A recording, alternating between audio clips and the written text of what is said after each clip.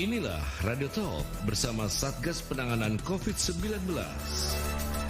Pandemi COVID-19 belum dapat diketahui kapan akan berakhir. Sementara itu masyarakat diminta untuk tetap menjaga kesehatan di tengah pandemi seperti dengan mematuhi protokol kesehatan. Apa yang bisa kita pahami dari kesehatan mental di tengah pandemi seperti sekarang? Nantikan pembahasan bersama psikiater Rumah Sakit Melinda II Bandung, Dr. Teddy Hidayat SPKJ, dan Anda nanti bisa bergabung bersama kami, sampaikan pertanyaan di 0215869000, SMS WhatsApp di 0811806543 bersama saya Suwiryo.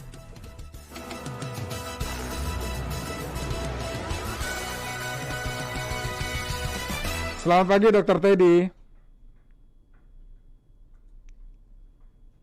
Halo Dr. Teddy. Ya, halo. Sudah bisa didengar? Sudah Dr. Teddy. Ya, Sudah saya jelas. Baik. Salam sehat selalu ya Dok ya. Salam sehat kembali. Baik. Saya pakai masker Dok ya di studio karena lebih dari satu orang. Saya harus pakai masker nggak Mas Biro? Nggak perlu, nggak apa-apa kalau di ruangan sendiri ya Dok ya. Sendirian. Oke Dok. Dok, pandemi COVID-19 ini kan menimbulkan banyak tekanan hidup ya Dok ya. Terutama di bidang ekonomi yang bisa mempengaruhi kesehatan mental. Nah, gimana sih Dok caranya merawat kesehatan mental di masa pandemi ini Dok? Ya, sebelum saya menjawab bagaimana merawatnya, tentu kita harus paham dulu seberapa besar sih pengaruhnya dan bagaimana pengaruh itu terjadi. Nah, kalau saya diperkenankan, boleh nggak saya ngambilin apa itu PowerPoint? Boleh. Silakan Prof.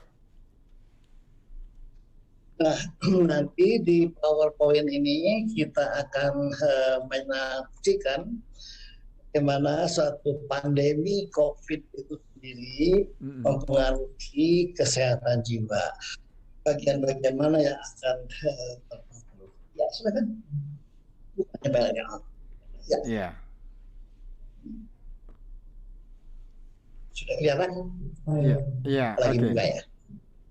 Oke, sebentar. Nah, ketika COVID itu pertama kali ada tahun 2 tahun yang lalu, 2 tahun yang lalu, itu apa yang terjadi? Yang pertama adalah perasaan cemas, perasaan takut, dan panik. Betul. Semua orang, kita semuanya mengalami itu, masyarakat mengalami itu, dan pemerintah juga mengalami itu. Ya. Nah, kita bisa lihat suatu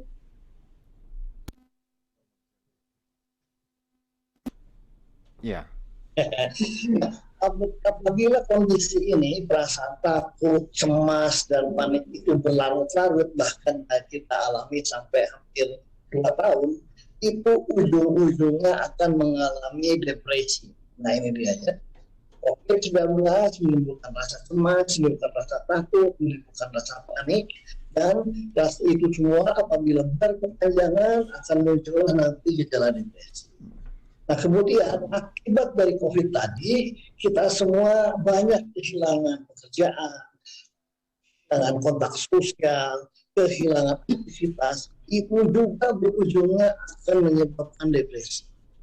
Dan COVID juga akan menimbulkan suatu economic crisis yang kita alami, PHK, kesulitan keuangan, ujungnya juga depresi. Jadi, semua dari permasalahan ini akhirnya akan bermuara yang paling utama adalah kondisi depresi. Depresi ini yang disebut gelombang ketiga, dan itu menjadi burden yang terbesar, lebih besar dari penyakit manapun juga. Oleh karena itu, kita harus hati-hati dengan depresi ini. Recovery ekonomi itu akan mengalami kesulitan kalau depresi ini tidak diatasi, karena dia mengalami suatu disability. Nah, kita ingin coba lihat lagi tantangan dan permasalahan yang tadi lihat. Pandemik itu tantangannya apa sih dan masalahnya apa? Satu, angka gangguan jiwa, terutama gangguan mental emosional yang dimaksud depresi dan cemas itu meningkat signifikan. Penelitian kami, baik di mahasiswa, di wartawan, di tenaga medis, semuanya meningkat hampir lebih dari 3 kali dibandingkan sebelum COVID. Ya. Gangguan mental emosional ini akan menyebabkan masalah psikososial, perceraian, kekerasan, kemiskinan, drugs, itu muncul semua. Kemudian outrage itu penjangkauan, masalah gangguan jiwa, pelayanan juga terputus. Survei WHO pertengahan 2020, 60% pelayanan kesehatan jiwa, neurologi, dan narkoba itu terputus. Akibatnya yang relapse menjadi baru banyak, yang relapse artinya sudah kemudian relapse kembali. Kemudian outreach service, pelayanan saat ini juga masih. Inilah suatu diskrepansi, inilah suatu kondisi yang saat ini terjadi.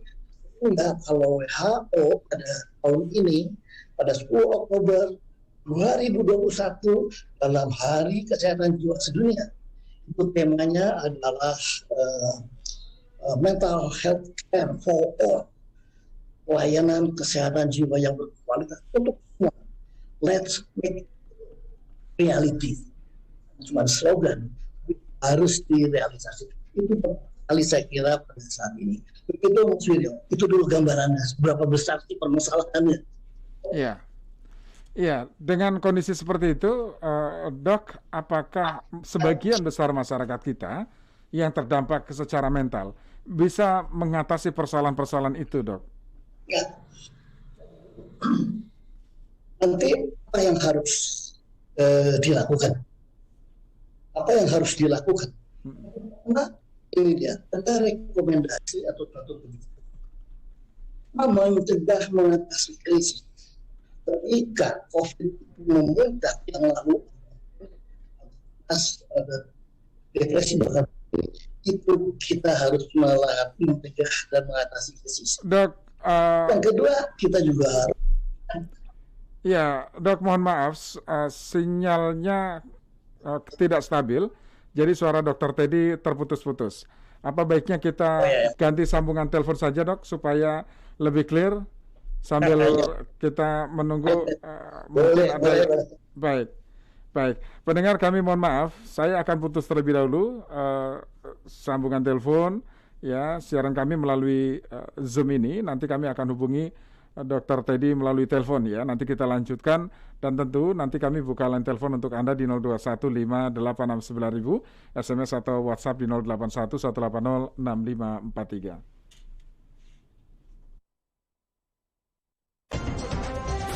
Elshinta News and Talk.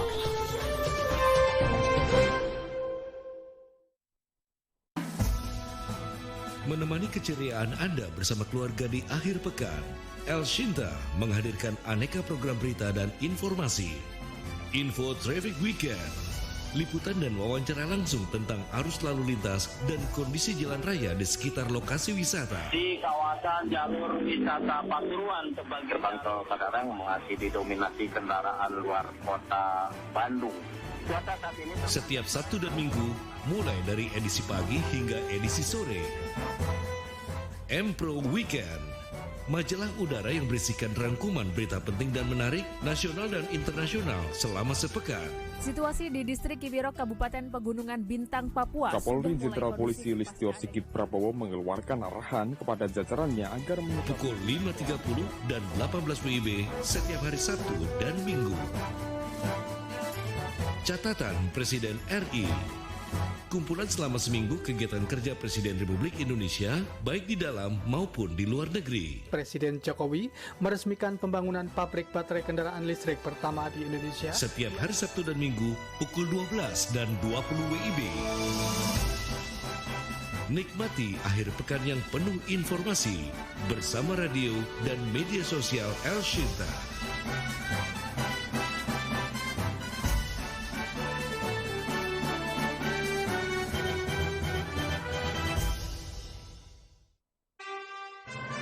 Radio Talk bersama Satgas Penanganan COVID-19. Baik, kami lanjutkan bersama Dr. Teddy Hidayat, SPKJ, psikiater dari Rumah Sakit Melinda II Bandung. saya coba sapa kembali. Dr. Teddy, halo dok. Halo, gimana? Saya nyambung ya? Sekarang sudah lumayan jelas dok. Baik, tapi saya masih bisa lihat Dr. Teddy ya melalui Zoom ya. Tapi sekarang kita bisa by phone juga, jadi mudah-mudahan sinyalnya lebih terjaga dengan baik. Dok, kita lanjut ya dok ya. Sebagian masyarakat yang terdampak ya secara mental, bagaimana mereka memulihkan dirinya, dok? Ya, saya akan sedikit nyambung yang tadi dulu supaya selesai. Jadi kondisinya demikian besar, maka apa sih rekomendasi atau policy kebijakan yang perlu diprioritaskan? Yang pertama adalah mengatasi kondisi krisis. Ada panik, ketakutan, dan segala macam. Ini sudah kita lalui. Kemudian yang kedua adalah memberikan dukungan. Baik itu servis pelayanan, atau bansos, atau vaksin. Itu dukungan, support untuk high risk, kelompok-kelompok yang berisiko untuk mengalami gangguan jiwa. Kemudian yang tadi adalah meningkatkan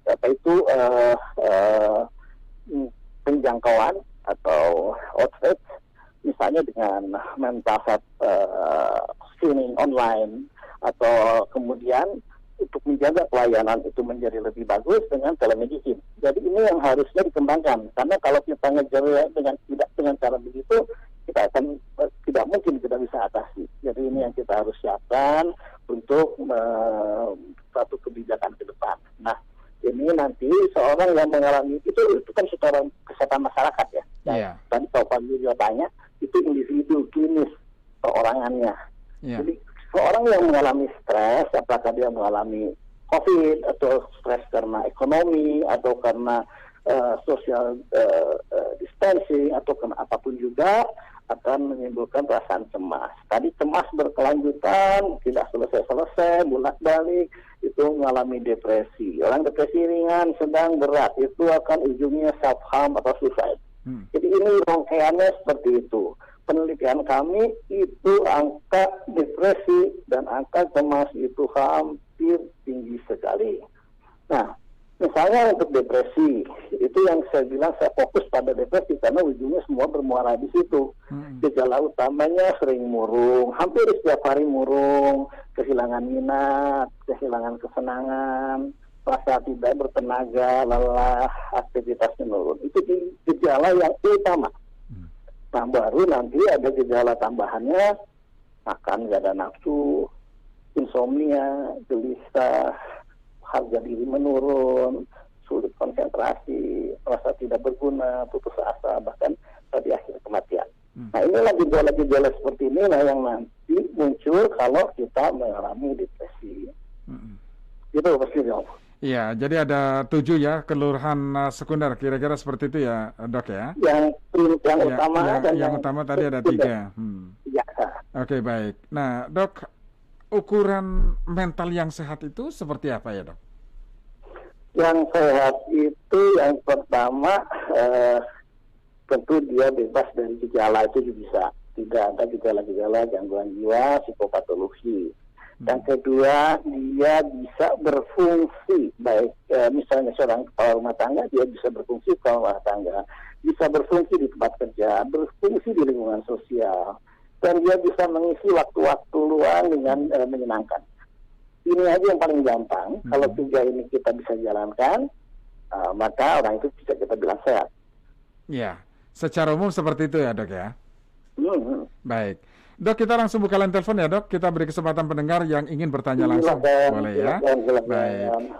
Baik, pendengar, Anda bisa sampaikan pertanyaan Anda di 0215869000 atau SMS WhatsApp di 0811806543. Pentingnya menjaga mental di masa pandemi seperti sekarang.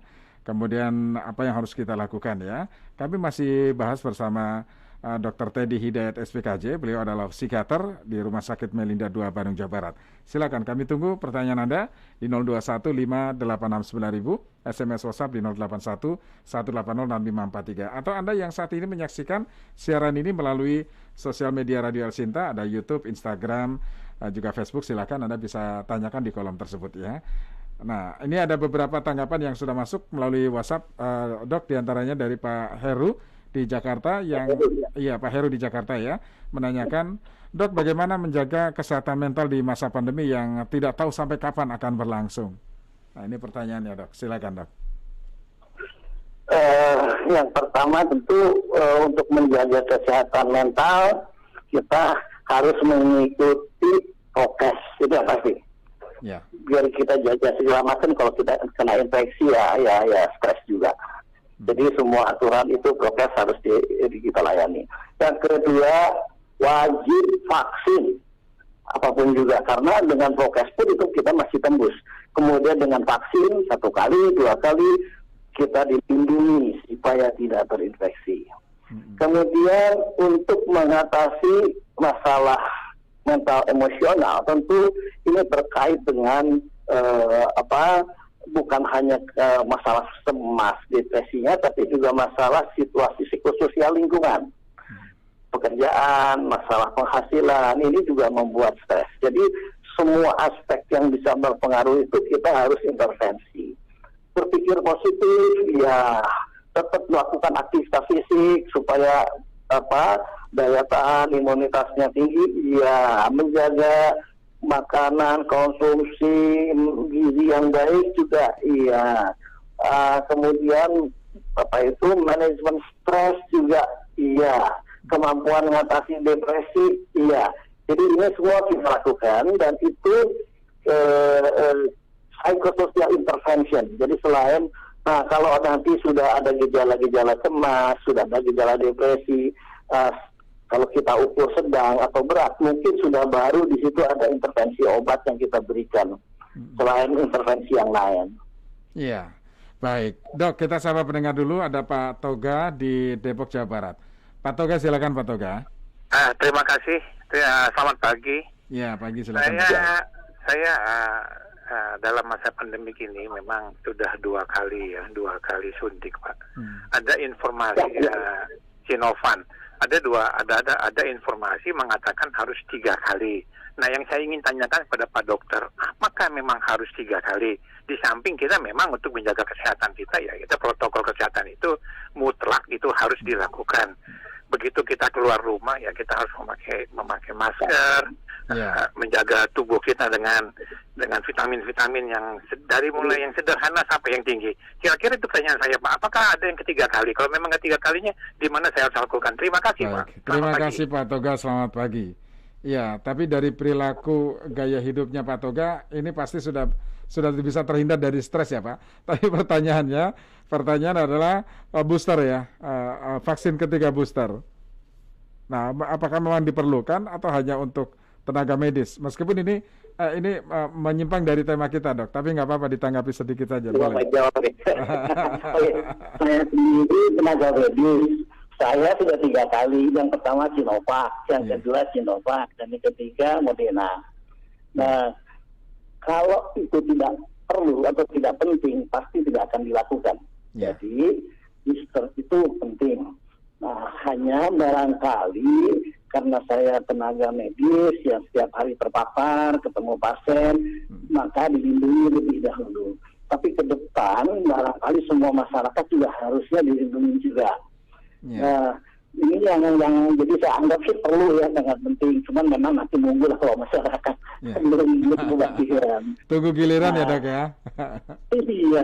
Nah, saya mau nambahkan tadi, kalau penyebab misalnya tadi masalah ekonomi, masalah social distancing, segala macam tidak mungkin kita bisa hilangkan, maka latihlah bagaimana cara mengatasinya. Penularannya ya biar ada di sana, tapi melatih mengatasinya. Berpikir positif, alihkan perhatian, terhubung dengan keluarga, ada kontak dengan teman-teman, makan sehat, olahraga, relaksasi, kelola stres. Barangkali itu menjawab yang tadi Pak Wiryo. Ya, oke, baik. Kemudian tadi soal bagaimana menjaga mental kita agar tetap sehat di masa pandemi. Tentu kan bukan hanya soal mental saja ya, tetapi juga kuat menghadapi tekanan hidup ini, Dok. Ya, betul. Siap menghadapi tekanan. Iya, silakan, Dok. Ya, tentu tadi berpikir positif itu menjadi penting. pikiran negatif yang datang, rasa putus asa, rasa tidak berguna, tentu ini tidak akan menimbulkan, membuat kita menjadi stres, kekebalan tubuh juga kita menurun. Tapi kalau kita berpikir positif, misalnya begini, dokter pada waktu saat rampung hebat-hebatnya itu COVID, nggak berani melakukan aktivitas segala macam langsung dengan pasien. Nah, peluang itu barangkali kita bisa mengembangkan telekonsultasi, kita bisa mengembangkan telemedicine yang dulu tidak pernah terpikir. Nah, jadi ada di sana sesuatu yang kita bisa berbuat dengan tantangan-tantangan itu, keluhan-keluhan yang disebabkan segala macam COVID ini berkurang paling tidak. Itu Mas Yuril. Ya, Dok, tentu ketika awal pandemi dan sekarang tekanannya berbeda ya Dok ya. Tekanannya berbeda. Dampak ke mentalnya juga berbeda. Nah, Dok bisa gambarkan mungkin perbedaannya sekarang dan dulu dan sekarang ketika awal pandemi, Dok. Iya. Saya tadi mengibaratkan ada 3 gelombang, di mana gelombang pertama adalah suatu serangan yang tiba-tiba datang penyakit, itu yang panik, cemas, takut. Itu ada yang pertama. Kemudian itu berlangsung terus muncullah gejala-gejala depresi yang disebabkan oleh ekonomi. Jadi gelombang keduanya adalah gelombang economic crisis. Gelombang ketiganya akibat economic crisis timbullah gejala depresi. Gelombang krisis mental health crisis. Jadi krisis penyakit, krisis ekonomi, sekarang kita sedang alami adalah krisis mental health. Nah, pendekatannya beda tentu. Oleh karena itu WHO saya sangat setuju hari ini atau tahun ini mental health for all, mental health care for all, untuk semua masyarakat mendapatkan pelayanan kesehatan jiwa yang berkualitas, dan itu harus terrealisasi. Saya kira itu memang kita harus ke sana. Betul. Ya, tetapi sejauh ini apakah fasilitas-fasilitas kesehatan kita, tenaga-tenaga kesehatan kita sudah memadai untuk merespon hal itu, Dok? Tidak memadai dan kurang. Oleh karena itu kita harus mencari terobosan-terobosan lain. Misalnya tadi jangkauan, pelayanan. Itu barangkali kita harus sudah berpikir mental health screening online. Kita harus melakukan suatu telekonsultasi. Kita harus melakukan efisiensi pelatihan-pelatihan untuk tenaga-tenaga di daerah.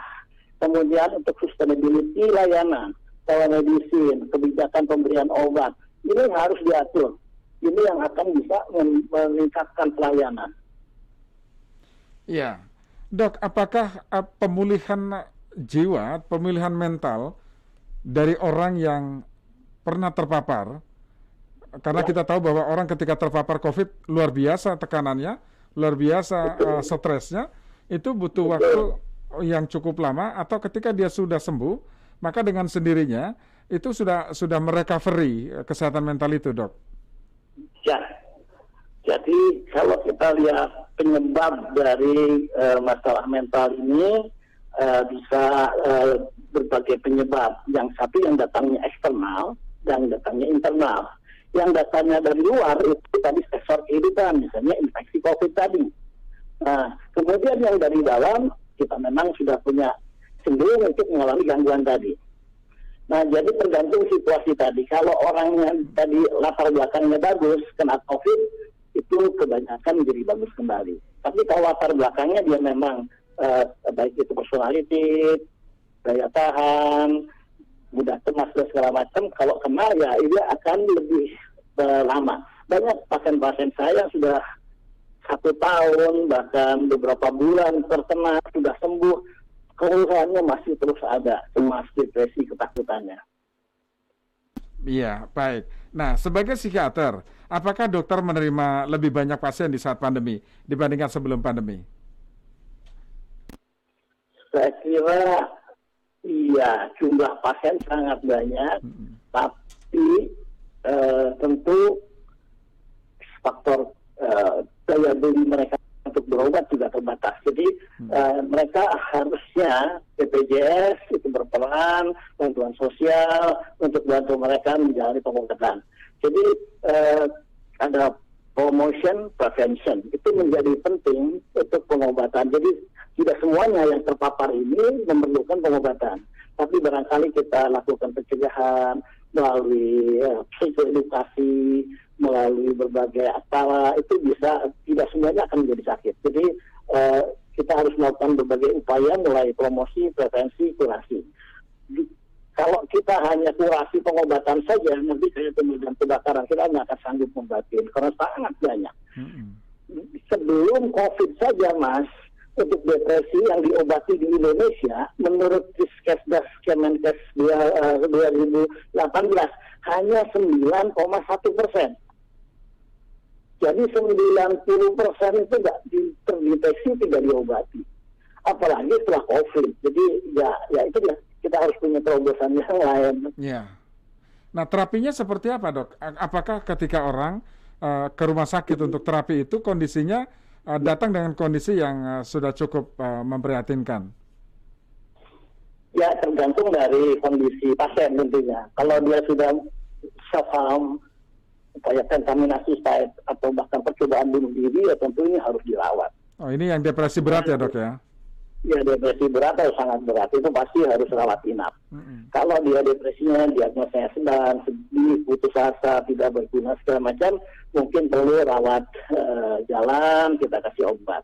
Kalau depresinya ringan, itu mungkin dengan berdoa, dengan kegiatan dengan keluarga, dengan pendamping, konselor, itu dia bisa atasi sendiri. Dan sebagian besar sebenarnya yang ringan ini, Mas. Yang sedang dan yang berat itu dia kurang lebih ya antara 30%-an lah gitu. Banyak sekali ya, Dok ya? Iya, saya membayangkan sebelum pandemi itu yang tertangani hanya sekitar 10%. Jadi 90%-nya tidak 9,1, belum sampai 10% malah. Ya, artinya 90% lebih ini tidak tertangani. Nah, sekarang dampaknya kira-kira akan seperti apa di tengah masyarakat, Dok? Dampaknya ya jika mereka tidak tertangani dengan baik. Yang pertama tentu tadi akan mengalami disability, baik itu sosial, kehilangan gairah, penderitaan, sedih, murung, kehilangan produktivitas menurun. Dan kemudian kalau berat ya kerugiannya tadi, gangguan mental emosional bisa menimbulkan perceraian, bisa menimbulkan kekerasan dalam rumah tangga, bisa menimbulkan kemiskinan, penggunaan drugs, dan yang lain-lain. Itu dampak psikososialnya dari gangguan mental emosional. Jadi tidak hanya penderitaan, tapi dampak itu akan muncul semua. Oleh karena itu kita bisa rasakan hal-hal tadi di masyarakat akhir-akhir ini sangat banyak, saudara. Iya. Jadi kondisi masyarakat kita sebetulnya tidak dalam keadaan baik-baik saja dengan kondisi pandemi yang masih terus berlangsung hingga saat ini ya, Dok ya? Itu kata Pak Wiryo, kalau saya sih lagi krisis mental health aja. Baik, Dok, kita jeda lagi, Dok. Nanti kita lanjut, Dok ya? Baik, pendengar, setelah ini kami masih buka line telepon untuk Anda. Silakan Anda bisa sampaikan pertanyaan di 021 5869000, SMS WhatsApp di 081 180 6543. Radio Talk bersama Satgas Penanganan COVID-19.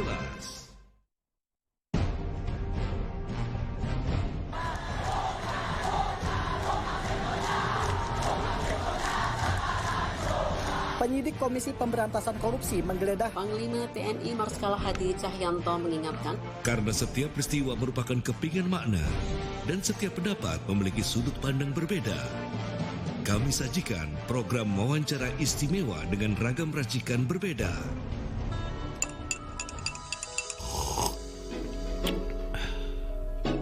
Power Breakfast. mengupas rutinitas tokoh dan newsmaker di pagi hari untuk menggali inspirasi. Setiap Senin pukul 7 waktu Indonesia Barat. Sebetulnya pemicu Pak Presiden juga ingin memasukkan ke ide itu karena kan cara internasional Royal Academy Muslim Countries yang di Jordan itu kan tiba-tiba saya juga nggak tahu ya, dia sering banget sih, tidak hanya tahun ini, sebetulnya tahun-tahun sebelumnya juga seringlah memasukkan kita sebagai most influential woman yang begitulah gitu. Jadi InStalk, apa kata mereka? Membahas topik yang sedang viral bersama narasumber dari kaum milenial. Setiap Senin dan Jumat pukul 16 waktu Indonesia Barat. Kita tahu pendapatan dari aku sebagai stand up comedian dan yang lain-lain lah, kita tahu lah semuanya juga hancur. Ya tapi kalau aku bilangnya kondisi kemarin itu kita perlu jadi Sergio Ramos lah. Wih. Bertahan. Tapi mau pindah dari Real Madrid? Mau pindah juga dari stand up comedy? Enggak dong. Kalau memang si Ramosnya mau jadi stand up comedy, aku mau jadi back Madrid. Talk Highlight. Mengulik opini dan informasi terkini bersama narasumber yang syarat kompetensi. Tayang setiap saat mulai Senin hingga Jumat. Tengah malam setelah sholat malam itu kita buka HP dan ada kiriman dari teman. Kita baca, kita lihat ya tentang ibu itu. Saya sendiri yang ada dalam TikTok itu masih menangis juga. Dalam pertanyaan pribadi saya kok sampai seperti ini. Terus akhirnya saya kembalikan kepada Allah SWT.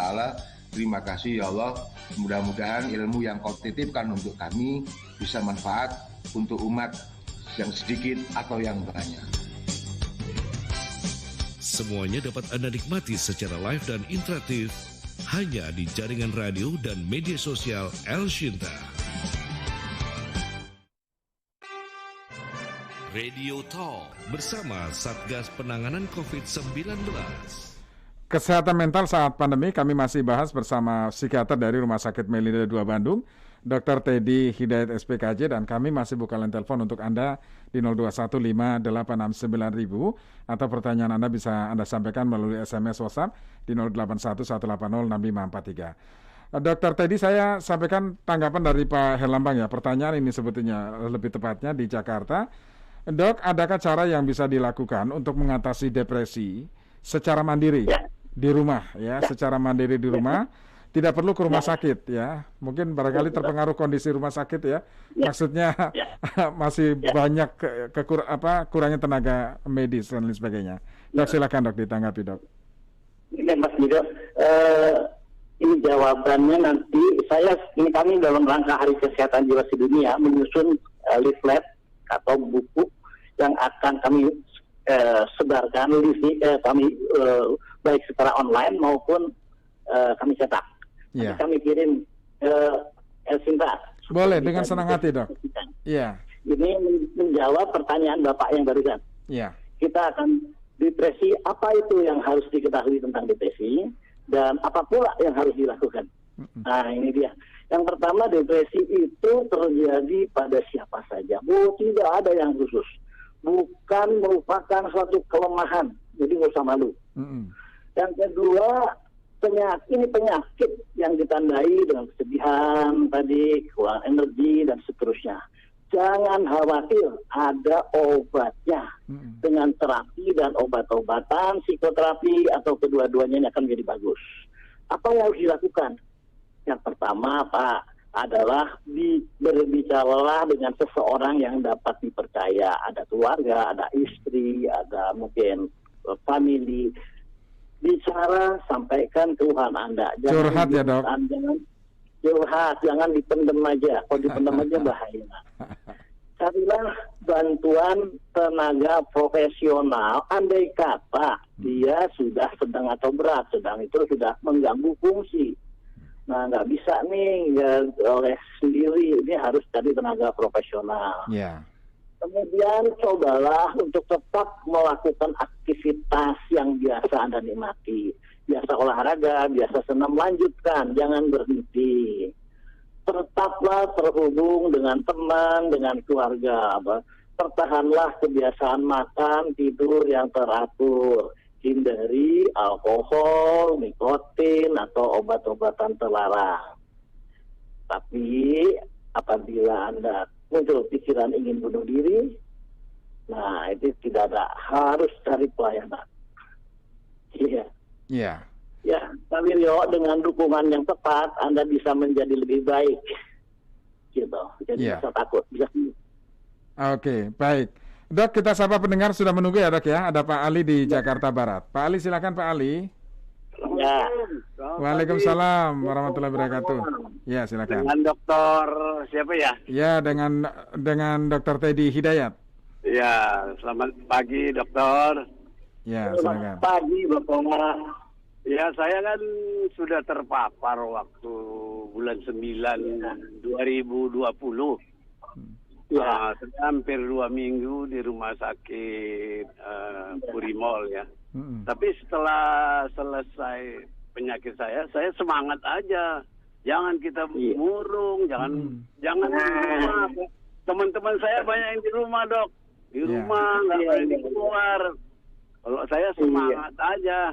Oh, ngapain udah sembuh, ya kan? Iya. Kok teman-teman saya kadang nggak ada yang mau keluar, Dok. Bingung. Saya bertanya, Bapak boleh bertanya? Boleh. Ketika Bapak dirawat selama 2 minggu, apa yang dirasakan secara mental emosional Bapak? Wah, saya kan memang pertama, tapi saya pikirkan ini kan saya sudah di rumah sakit. Yang menangis kan dokter-dokter. Saya udah tenang gitu. Karena waktu nggak ada stres, nggak ada cemas, nggak ada takut. Iya, nggak takut, semangat. Yang penting semangat. Susternya juga dong, dokter. Dirawat masih nggak takut sih, Pak. Ya. Waktu dirawat nggak stres, Pak. Oh, waktu dirawat nggak stres juga saya. Karena saya udah mulai ke level setengah loh, Dok. Saya udah sesaknya di level 3. Oh iya, nggak takut, nggak cemas juga, Pak. Ya. Nggak cemas itu, udah level 3. Nah, level 3 saya berapa hari, terus ke level 2, ke level 1. Setelah itu selesai. Tidak cemas ya, Pak? Tidak cemas? Saya paksa makan gitu. Oh. Nggak mau makan itu, saya paksa makan. Iya, oke, baik. Terima kasih Pak Ali ya, sehat selalu ya Pak Ali. Yo. Ya, saya udah hampir 70 ini, Dok. Wow, luar biasa. Mobil dari Jakarta ke Bali. Ya, oke. Terima kasih Pak Ali, sehat selalu ya. Ya, mari. Baik. Waalaikumsalam warahmatullahi wabarakatuh. Ya. Kita belajar dari Pak Ali loh, Pak Wiryo. Betul. Kita bisa belajar dari Pak Ali. Satu, usia 70 ini, yang rasanya itu berisiko tinggi untuk kalau kena COVID. Ternyata dengan semangat dia bisa hebat lalui dengan baik. Semangat itu pikiran positif. Betul. Jadi memang kuncinya di situ ya, Dok ya. Semangat selalu berpikir positif. Betul, itu kuncinya. Iya, baik. Nah, ini kunci untuk tidak stres juga ya, Dok ya.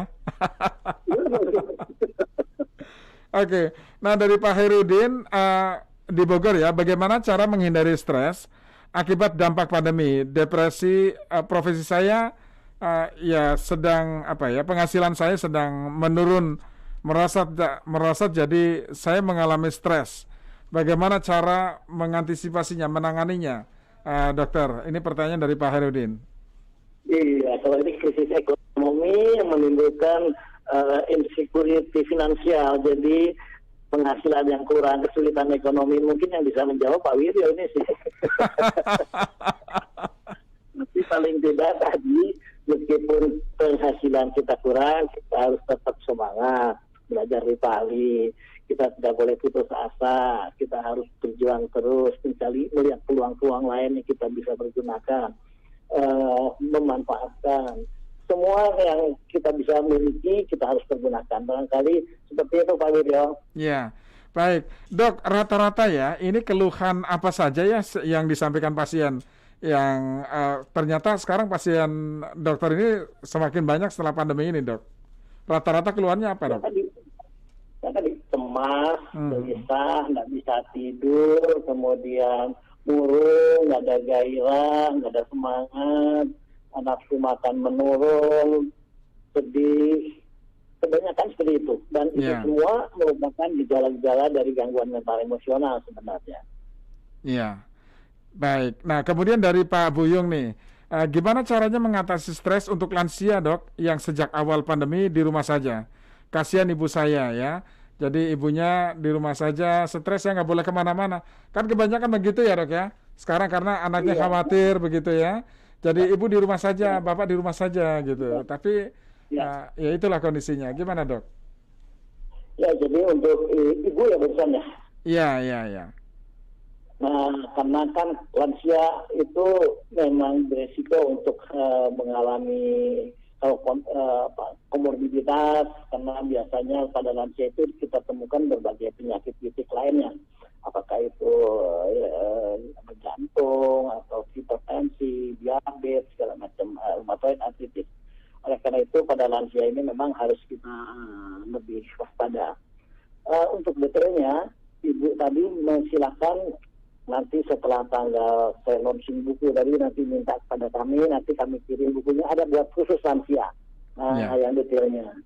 Kemudian kalau secara singkatnya sih, aktivitas tetap, berpikir positif, semangat, periksa ke dokter, kalau ada penyakit gula darah segala macam, jangan lupa, jangan berhenti kontrol. Sebab seringkali juga karena rumah sakitnya sibuk, atau layanan di sana sibuk dengan COVID, takut kena infeksi COVID, nggak mau ke rumah sakit, nggak kontrol, akibat gula darahnya tidak terkontrol. Jadi ini yang kita harus lakukan pada lansia. Iya. Insomnia juga itu keluhan yang paling sering pada lansia. Sulit tidur. Jadi ternyata bukan hanya tekanan ekonomi saja yang membuat orang stres di masa pandemi seperti sekarang ya, Dok ya. Di rumah terus pun mengalami stres juga, Dok.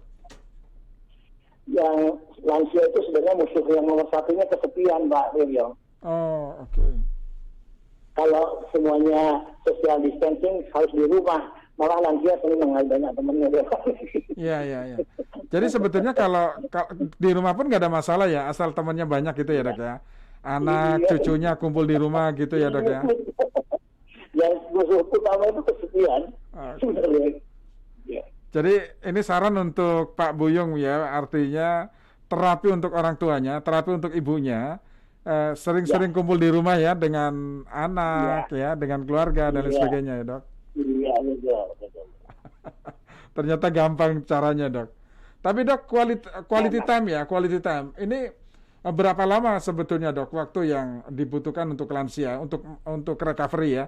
Maksudnya untuk terapi supaya kesehatan mentalnya juga terjaga dengan baik.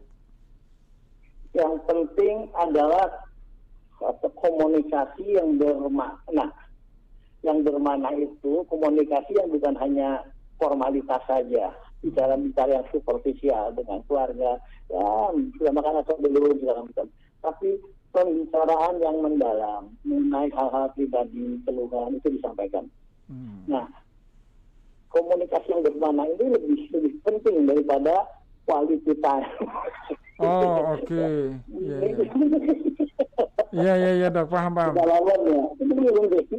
Iya. Daripada tiap hari di rumah tapi diteror terus tuh. Karena ketika kita berhadapan dengan orang yang sudah tua, misalnya orang sepuh gitu ya.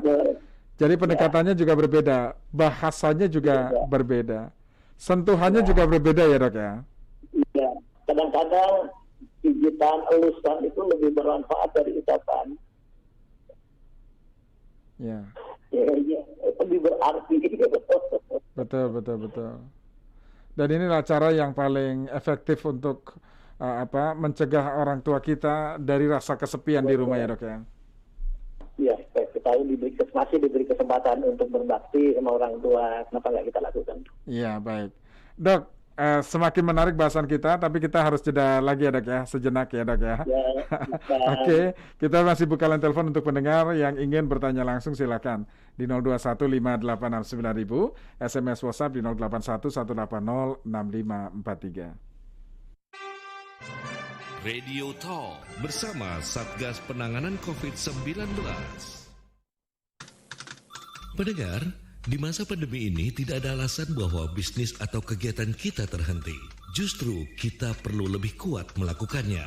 Promosikan segala produk, kegiatan, atau capaian institusi Anda di radio dan media sosial El Shinta. Dengan jaringan radio nasional dan engagement medsos yang tinggi, pas untuk bisnis kita.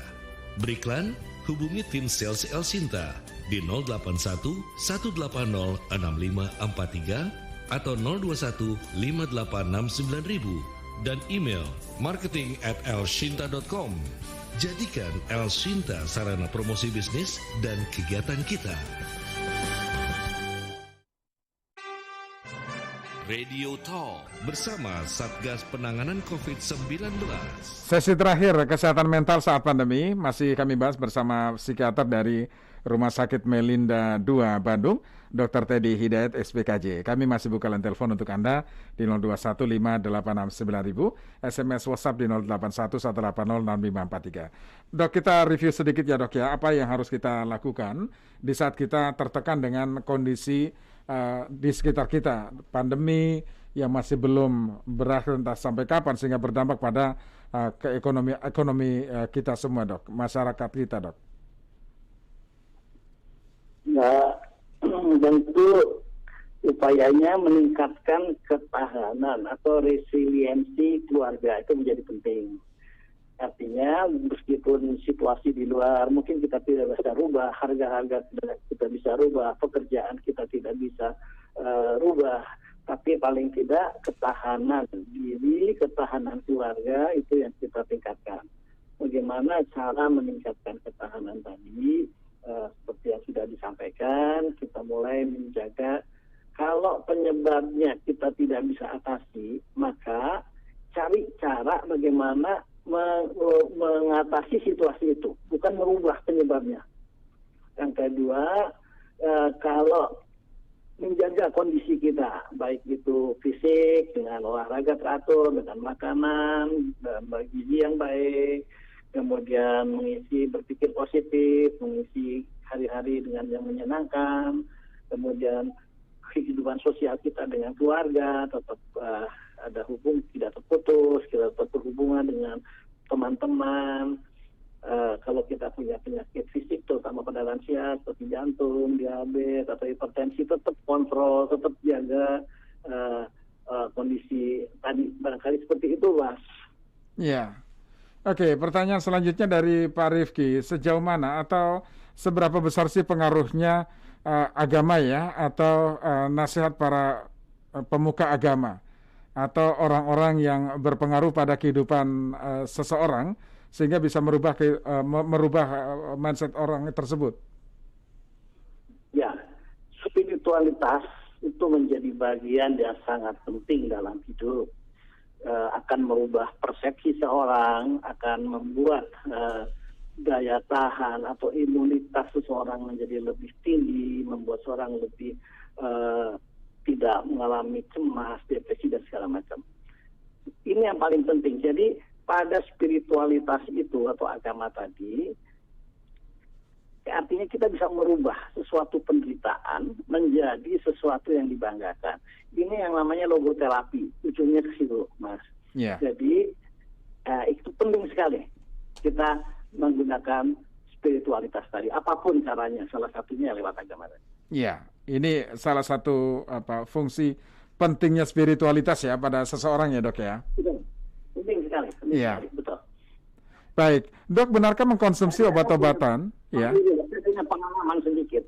Gimana dok? Ternyata mereka yang lebih banyak kena COVID itu, memang yang secara mental emosionalnya itu labil, itu lebih mudah. Tapi kalau yang seperti Pak Ali tadi semangat segala macam, biasanya lebih tahan tuh. Baik tertular maupun kalau dia kena pun nggak sampai berat amat. Gitu. Recovery-nya lebih cepat begitu maksudnya dok? Betul. Itu mungkin peran spiritualitas di situ.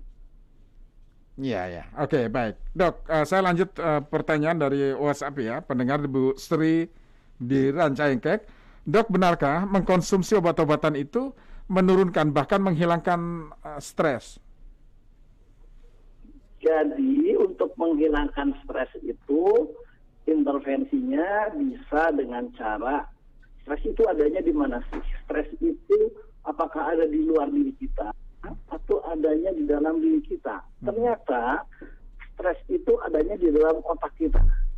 Dengan merubah persepsi yang ada di dalam otak tadi, stres tadi bisa berubah menjadi tidak stres. Jadi sebenarnya obat itu membantu menghilangkan kecemasan, menghilangkan sedih, murung, sehingga kita bisa berpikir lebih jernih. Tapi obat tidak bisa merubah persepsi bagaimana kita menghadapi kesulitan. Nah, itunya yang mesti dirubah, lu. Ya. Kelar yang ada di otak kita dirubah. Betul. Oke, Dok, pertanyaan selanjutnya dari Pak Ratno di Tebet ya. Pak Ratno di Tebet. Dok, bagaimana kita bisa lepas dari kondisi ini soal terpuruk ya, kondisi terpuruk di pertama ekonomi, kemudian berdampak bukan hanya pada saya pribadi tetapi juga pada keluarga. Ya, berdampak pada keluarga. Apa yang harus dilakukan, Dok? Kalau terpuruk ekonomi ada bansos kali Pak Video ya. Iya, betul, bansos ya. Saya nggak punya cara lain, barangkali silakan itu nanti Pak Wiryo yang menjawab. Tapi untuk keluarga, tadi barangkali keluarga adalah benteng terakhir dari segalanya. Jadi kita harus upayakan ketahanan atau resiliensi keluarga ini menjadi kuat. Antara satu anggota saling mendukung dengan anggota yang lain, saling bantu antara anggota, ini menjadi sangat penting. Jadi diatasi secara bersama. Kalau di luar keluarga itu sendiri bermasalah dan di dalam sendiri tidak kompak, pasti kita akan berat sekali. Jadi saran untuk Bapak tadi, tingkatkan ketahanan atau resiliensi keluarga, itu keluarga akan siap menghadapi berbagai tantangan. Ya. Gitu. Ya, baik. Dok, dalam peringatan Hari Kesehatan Jiwa Sedunia kemarin, Dok ya, apakah ini kan peringatannya? Tanggal 10 lah. Iya. Belum. Oh ya, tahun ini akan, tapi kemarin Kementerian Kesehatan sudah memberikan keterangan persnya terkait dengan Hari Kesehatan Jiwa Sedunia. Dok, ini kan peringatannya di masa pandemi ya, Dok ya. Di masa pandemi, apakah ada sesuatu hal yang khusus dalam peringatan Hari Kesehatan Jiwa Sedunia tanggal 10 Oktober ini, Dok? Jadi tentu setiap daerah, setiap provinsi barangkali mereka mengadakan acara masing-masing. Tetapi kami yang di Jawa Barat kebetulan juga mengacu pada WHO, ada beberapa kegiatan. Yang pertama kita buat tadi leaflet atau buku psikoedukasi untuk masyarakat, baik itu online maupun yang hard copy. Dan itu nanti pada tanggal acara itu akan di-launching. Satu, yang itu psikoedukasi. Yang kedua kita buat website, di mana website itu mereka seperti Pak Ali yang pernah kena, dia bisa bercerita bagaimana ketika kena, kemudian bagaimana mengatasinya. Nah, kita bisa punya data nanti bagaimana orang mengatasi yang kondisi-kondisi stres tadi. Itu yang kedua. Yang ketiga, kita akan mengajak bicara para pakar, kita ajak bicara pada mereka tokoh yang bisa membantu meningkatkan kesadaran tentang kesehatan jiwa, agar kita masing-masing bisa menjaga kesehatan jiwanya dirinya sendiri dan bisa membantu orang lain. Itu dua kuncinya. Itu yang bisa dilakukan ya. Nah, Dok, terkait dengan tema kita kesehatan mental saat pandemi, apa yang perlu dilakukan kita masyarakat ya, dan bagaimana cara kita mengatasi agar kita bisa terhindar dari gangguan mental ya, Dok ya? Ya, yang tentu dalam hal ini pertama advokasi kami, ini penting untuk advokasi pada penentu kebijakan agar menyadari bahwa pelayanan kesehatan jiwa yang berkualitas itu sangat penting. Dan ini seluruh pemerintah di dunia itu sudah setuju dengan itu. Nah, kemudian bagaimana itu direalisasikan? Saya kira ahli-ahlinya banyak, cuman bagaimana nanti di pemerintah itu bisa pelayanan itu menjangkau yang di ujung-ujung. Nah, kemudian saya kira tenaga ahli untuk itu banyak, Mas Video. Tinggal mau atau tidak, gitu. Tenaga ahli untuk masalah kesehatan itu banyak. Konsep-konsepnya itu banyak. Kami aja udah bikin banyak, bisa tinggal mau dimanfaatkan aja. Seperti nanti kita bikin bukunya, kita sebarin di medsos, orang bisa lihat tentang depresi, apa yang harus diketahui kalau lansia, pada remaja, pada anak, pada ibu hamil, ada yang bunuh diri, ada yang tidak, itu lengkap semua Pak. Untuk deteksinya juga ada. Jadi dia bisa belajar sendiri sebenarnya dengan psikoedukasi ini. Oke, baik. Nah dok, selanjutnya seberapa penting ya pengaruhnya orang-orang yang katakanlah sudah sehat dari terpapar COVID seperti tadi pendengar kita ya sebelumnya, kemudian dia bisa bercerita kepada orang lain, kepada katakanlah orang yang mengalami depresi dan lain sebagainya, sehingga bisa memotivasi juga. Betul, itu sangat penting. Yang pertama kita bisa mengetahui gejala-gejala apa sih atau keluhan-keluhan apa yang masih sering kita rasakan. Mungkin keluhan itu berasal dari penyakitnya, atau itu keluhan berasal dari pelayanannya, atau berasal dari macam-macam pengobatan dan segala macam. Kita akan tahu semua. Yang kedua, kita akan tahu juga mereka bagaimana cara mengatasinya dengan hal-hal yang positif. Ini suatu pelajaran yang baik sekali saya kira. Baik, jadi itu beberapa hal yang bisa dilakukan masyarakat ya. Yang pasti jelas bahwa di masa pandemi semakin banyak orang yang terganggu secara kesehatan mentalnya dok ya. Jadi itu merata ya dok? Iya. Termasuk juga kalangan dokter juga ada yang kondisinya seperti itu ya dok ya?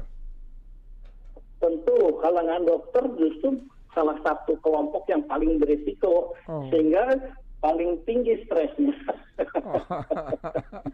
Iya. Baik dok, terima kasih sudah bersama kami dok, sangat bermanfaat sekali, mengedukasi sekali. Jadi kita tahu ya dok, paling tidak cara mengantisipasi, cara kita supaya tidak stres itu seperti apa. Dari diskusi kita sudah sangat membantu sekali. Terima kasih dok, sehat selalu ya dok. Terima kasih Pak Widyo, salam sehat. Salam sehat untuk kita semua. Pendengar, demikian tadi psikiater Rumah Sakit Melinda II Bandung, Dr. Teddy Hidayat SPKJ, yang sudah membahas seputar kesehatan mental saat pandemi. Terima kasih untuk partisipasi Anda melalui telepon, WhatsApp, dan juga melalui Instagram yang menyaksikan siaran ini secara langsung.